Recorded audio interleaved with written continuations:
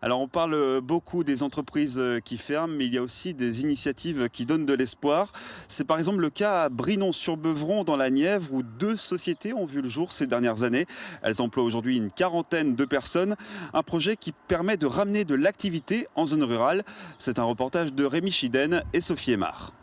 En 2007, Tony Mittendorf, seul avec un fourgon, fait le pari d'installer sa société de livraison en milieu rural, loin des grandes villes. Aujourd'hui, l'entreprise emploie 21 chauffeurs et dessert toute la Nièvre et l'Yonne. Tous les matins, dans ce dépôt de Brinon-sur-Beuvron, les employés s'activent pour charger les camions. On a vraiment pris l'élan Internet, donc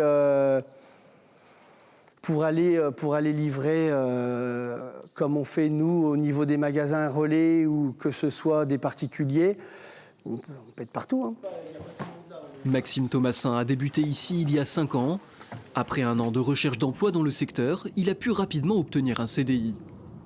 J'ai posé un CV parce que je ne trouvais pas de travail et j'ai commencé au plus bas et aujourd'hui j'ai une tournée à moi. Ça fait une petite entreprise de proximité. On habite tous aux alentours de l'entreprise, donc c'est plus facile pour tout le monde et ça évite aussi les grands déplacements pour se diriger vers les villes. Et MTMS livre et met à disposition un espace de stockage à une autre entreprise qui monte sur le territoire, Unae. Émilie et Julien Venson se sont lancés dans la production de compléments alimentaires écologiques il y a 3 ans. Arrivés de Paris quelques années plus tôt, ils ont investi un bâtiment rénové au cœur du village. Pour eux, créer une société en milieu rural, ce n'était pas un frein.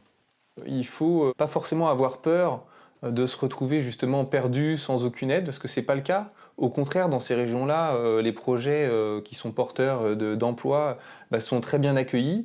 Donc il y a très souvent un soutien assez fort des élus locaux, donc il ne faut pas hésiter à aller voir ces gens-là. À Brinon, ils peuvent développer leur modèle, alliant bien-être au travail et éco-responsabilité. Et ça marche.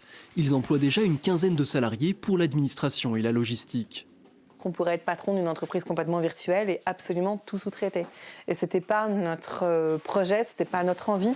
Et dès le départ, il était clair qu'on voulait créer de l'emploi, s'implanter ici localement. Les campagnes comme les nôtres ont besoin de gens qui viennent s'installer, faire vivre les centres des villages où il y a des magasins. Émilie et Julien ont maintenant le projet de rapatrier sur la commune la fabrication qu'ils sous-traitaient jusqu'à présent. Un site de production pourrait voir le jour d'ici 2 à 3 ans, avec à la clé une cinquantaine d'emplois locaux si la croissance de l'entreprise est au rendez-vous.